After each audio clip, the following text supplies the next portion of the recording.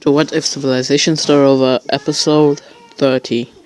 So, the where we're going to start this episode is in the Americas, because another country will be breaking away from their supreme overlord, and that colony will be this Guyanan colony here, as it will be breaking away as they really no longer like the rule of the Italians, as a large amount of provinces break away from these from this nation, and the only areas that are loyal are these areas, as they connect up the revolution fast and get to this major city, as this whole area ends up surrendering, as that area was very small. And this revolution is funded by the great nation of Brazil. It's funding a lot of revolutions in most of the colonies, as this nation will manage to reach the colonial capital of this colony, which is this city right here, and they'll take over this area, reaching this major city. And after reaching the colonial capital, they're gonna force this to surrender, and them and the Italian nation will go and have a chat. A chat and a peace treaty. So let's look at this peace treaty. This is the peace treaty, as the whole colony is given independence, and that's the second independent nation in the world, as this will really give increase relations between these two nations, between the Guyanans and Brazil, as the relations are so good that they even sell a province to this nation, as they sell these provinces right here to Brazil, as that was absolutely amazing. So yeah, colonialness is ending. So going to China, as you know, China is a dictatorship. It's the strongest dictatorship in the world, as that dictator that helped them make this whole empire that was here even in World War III just passed away. And he was the highest leader. He had 3 sons, which there was 1, 2, and 3. As one of them died, and the other one didn't want to become dictator, as the only one left was this one, as that guy is not really a good leader. So yeah, that just happened. So yeah, we'll see what happens after that. So let's look at the power rankings, as I'm going to be doing this a little bit different. As you know, I used to write them here, as now I'm just gonna put them on the country, like how Augusto does it. So I'll be back. So these are the power rankings, as China is the first strongest, the second strongest being Belarus. So that's crazy. Right now I must just call it Russia, because it has almost all of the Russian lands. So that's really crazy. The third strongest obviously being Denmark, fourth being the Benelux nation, the fifth being Poland or Prussia, whatever you want to call it, but I think I'll call it Poland. And the sixth strongest is Korea, which that's also quite crazy. The seventh strongest nation in the world is Okay, so as the seventh strongest nation is Brazil, so they're very strong, as they even managed to fund a very strong power. The eighth strongest nation being Persia, then the ninth strongest nation being Vietnam, and the 10th being this large Russian nation. So yeah, that's crazy. So we're going to see nations jump this nation again, as this nation was invaded by the Russians before, and now they're going to be invaded by this nation, as this nation needs a little bit more land,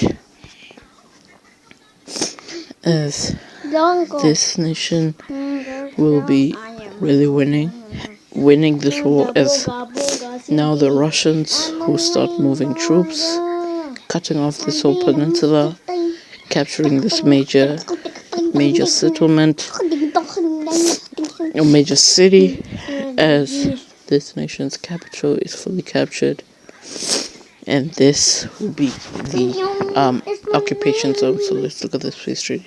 As you can see here, they go by the provinces, as this nation doesn't get that much land, which is a real bad. As so, let me show you the province layer. As you can see, the provinces look like this. As the provinces look like this. I don't know why this is. As the provinces look like this, so this nation has been divided by the provinces. So this nation is gonna get this area, as this nation will gain also, as this purple nation will gain this area, which is very, very good. So yeah, this is great. And now I don't know what's happening here. And now we're going to see South Africa being released, as all the colonial powers in these areas would decide that South America is not that great of an area, and they will divide it up. As this is the releasing South America, as these nations, as all these nations decided that this area wasn't as good of an area, as this is the first continent to gain independence. So yeah, let me put down capitals and be right back. As these nations all gain independence, and these nations, the strongest nations, China, will come in here and give them all a new government that is called a flawed dictatorship. It will be like a dictatorship that you can change if you don't wanna be a full dictatorship. You're allowed to do this. If the leader doesn't like that a dictatorship, they can change it, and a lot of countries are gonna change, as this nation right here is gonna change, which I'll call Argentina, and Guyana is gonna change. So yeah, there's two flawed dictatorships which will become full dictatorships right after a few years of being flawed. And we're going to see a nation collapse in this episode. This is not really updated, but this nation is very, very, very unstable. As this nation is the equivalent of, I don't know what, it's the Syria of this world. And by the way, we're in the year 1933. So yeah, that's cool. That's great. As we can also see, this nation is a dictatorship, which a lot of these nations which a lot of this country doesn't like, as a large democratic front nation will come out wanting a democratic government, as this nation will be funded by the Council of Nations, as this is the only faction that comes out, as the capital is very close, as troops are gonna really push back far. No! How? As this nation will manage to push back, but right after this, the capital is captured, and this country, the leader is fully captured, killed, and that's the end of this. So yeah, let's look at the ideology there. As this nation will become a flawed democracy, which democracy spreading around the world. So even gonna see some nations take it up in Europe. This nation will take it up, this nation will take also this nation will take it, and also the large nation of Finland, who tell their people if they want to be a constitutional monarchy or if a flawed democracy, and the people are going to turn the king and queen into normal people, as they will become a flawed democracy.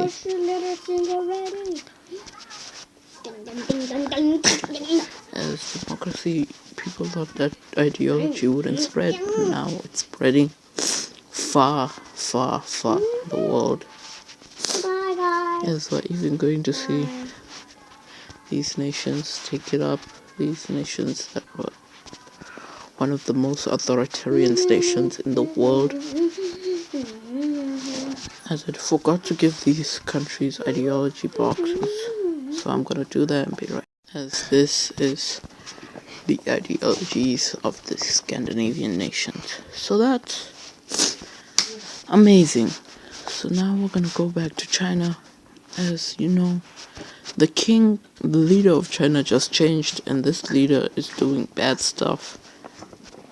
As after this leader goes into, okay, so this area is, I'm just gonna make it a Chinese puppet state, because this area has been doing everything with China. So let me just annex it into China. So let's say China ends up invading this nation in the future. So yeah, the almost largest nation in the world will end up falling into civil war, as this nation was very stable, but I forgot to update this layer again, but it was very stable, but it will fall into revolution, as this area will be the first area to actually revolt away from the Chinese. I forgot there was a large amount of major cities. Yeah, this is a democratic revolution, and this is the ideology that most of the main Chinese government absolutely hate. This nation used to be one of the most stable, but now it's falling into revolution. As the next revolution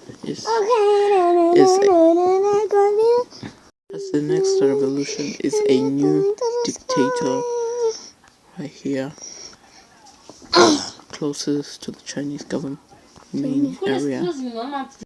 So these are the two areas, as this area will be really doing very well in this revolution, as this area is the most liked by the Chinese people, as this area will fully encircle the capital, as the king doesn't know what to do with these military troops. As right after they'll start focusing on this area right here. And this will be the end of the Chinese dictatorship, as China will fully collapse under the pressure. And there's only one thing that happens in this. China skips flawed democracy, and China will fully become a full democracy, as this really shifts the world politics, as this will come after these two nations become full democracies. Is now dictatorship, the ideology that beat the other nations, is now collapsing under its own civil war. So yeah, but that'll be the end of this video. Thank you for watching, and goodbye. So the ideology that we fought for is dying. What must we do? How will we save it? Don't worry, the plan is going to asset. But sir, how is this going to work? Just listen to me.